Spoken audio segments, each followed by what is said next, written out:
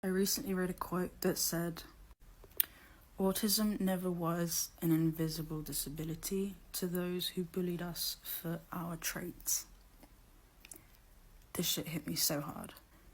I don't know if Lo came up with that quote herself or where she got it from, or if it was her, but it makes me think about how the people that used to bully me in high school for being weird, for always being confused, for asking weird questions in class, anything that they could pick out that they would, for being shy, for not talking a lot, for talking too much, for behaving strangely.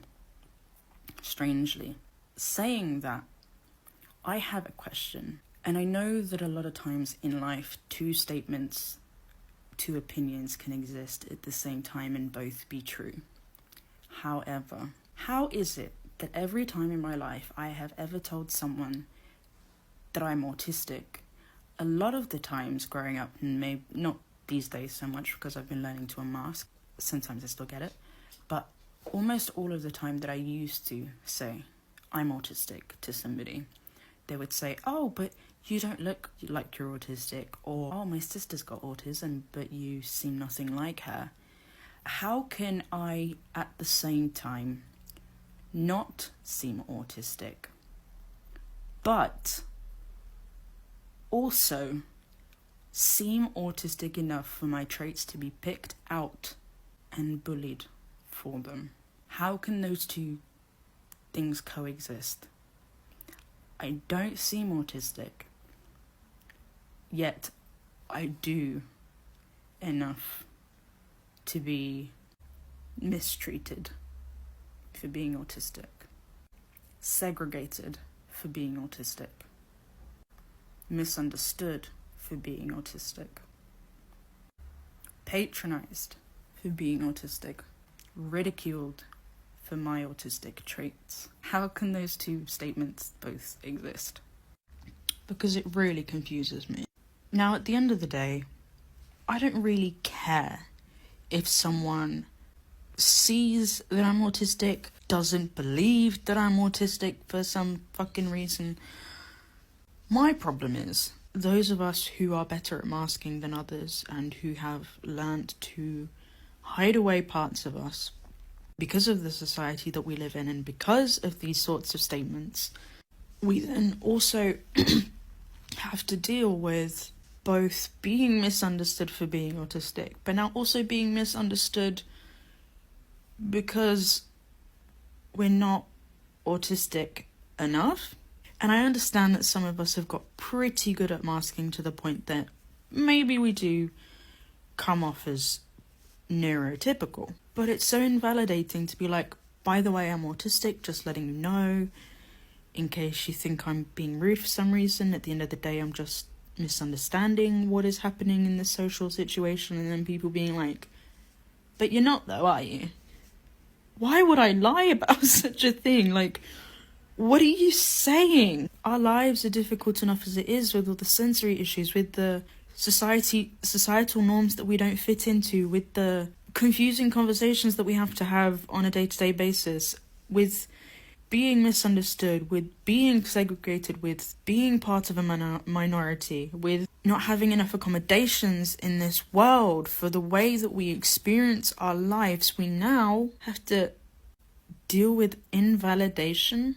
It wasn't invisible to other people. It's not invisible enough for when people think I'm being rude. It's not invisible enough for when people think I'm dumb when I'm struggling to express myself in one way or another, or for people thinking that I'm acting out when I have meltdowns, or that I'm lazy because of my burnout, or when I'm out in public and I need to wear my headphones or my loop earplugs to avoid the amount of noise that's going on for when I'm in public and I have a public meltdown. It doesn't happen very often, but it does, and I'm just there crying for no fucking reason. People are looking at me. It's called a spectrum for a fucking reason. We're all different. We're not all going to show things the same way. We're not all going to show up to that plate in the same way. A lot of us don't even want to be on that plate. Like, don't get me wrong. I am proud to be autistic, but it's hard. And I came a long way to accept my autism. When I was 12 years old and I was diagnosed, I had a major depression. So when I started to self-harm and had very thoughts, it took me so many years, like 10 years, to accept the way that I am. And a lot of us, like in university, I was autistic enough for some accommodations, but not autistic enough for others, which did not help my education journey. And that happens a lot in other aspects of my life too. Like, why do I have to show up a certain way to be understood? My mum said something that was extremely helpful for me to understand this specific topic. She said, people can only meet you from their perspective and understanding. Autism is considered an invisible disability due to the extent and amount of ignorance about what the autism spectrum is.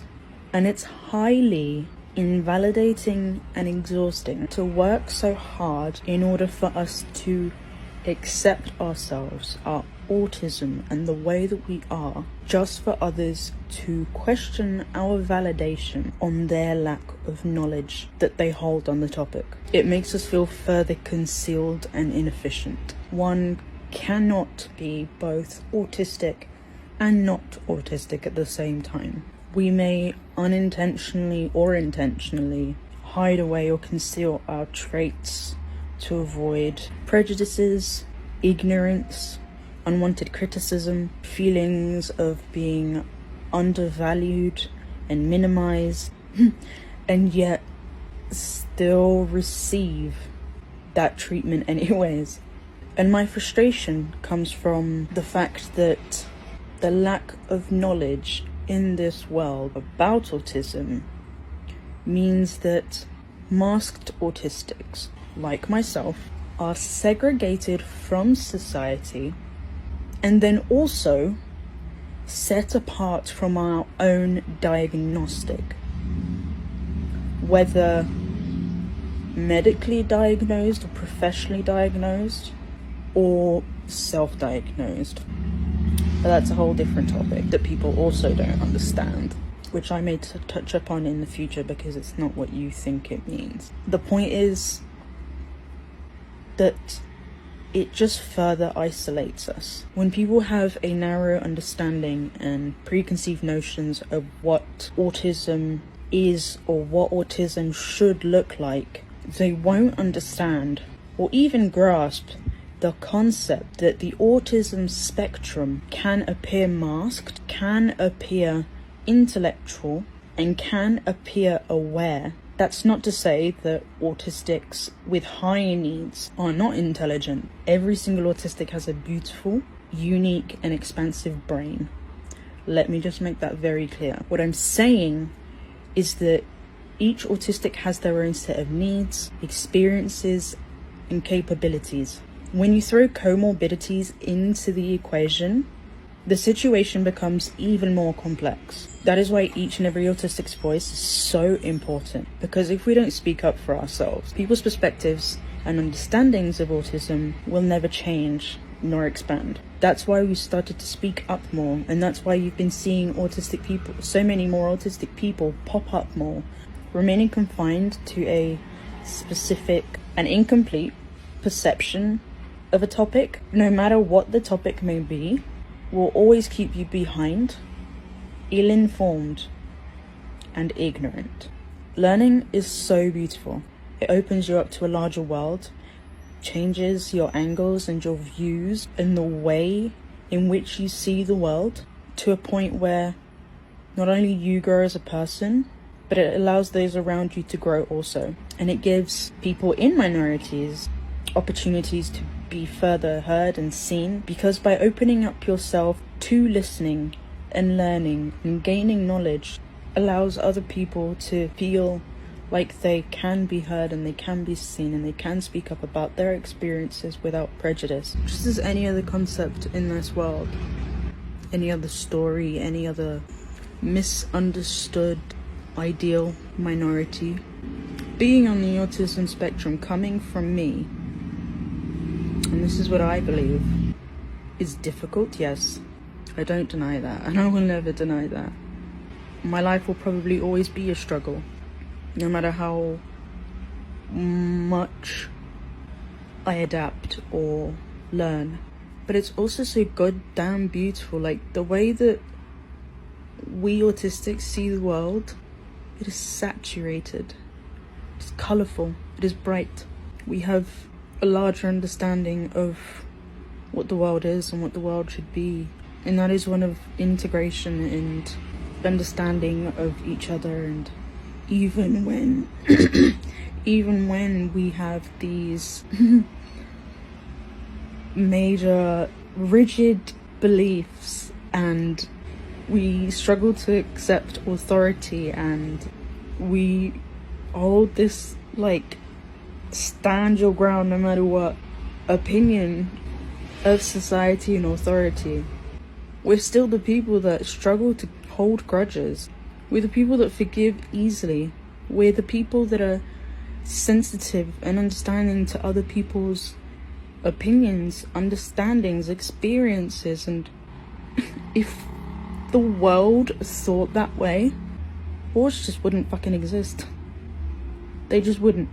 Yet people look at autism like it's a fucking disease, and I know this world view of autism is expanding, and I'm so happy and grateful for that.